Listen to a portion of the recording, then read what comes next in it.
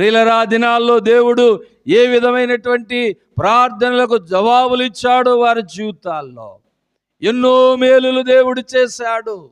దేవుడు వారి ప్రార్థనలను అంగీకరించాడు, అద్భుత కార్యాలు చేశాడు, ఆశ్చర్యకరమైనటువంటి కార్యాలు ఎన్నో ప్రియులారా ఆ దినాల్లో వారు చూడగలిగారు. ఇదిగో ఈ రాత్రికాల సమయంలో మనము దేవుని మందిరములో ప్రార్థన చేయటము జవాబు పొందటానికి ఒక మార్గం అయ్యున్నది.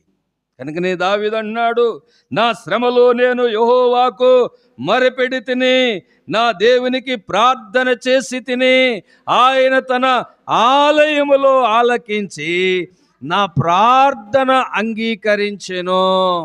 నా మొర ఆయన సన్నిధిని చేరి ఆయన చెవులలో చొచ్చెను. దేవుని సన్నిధిలో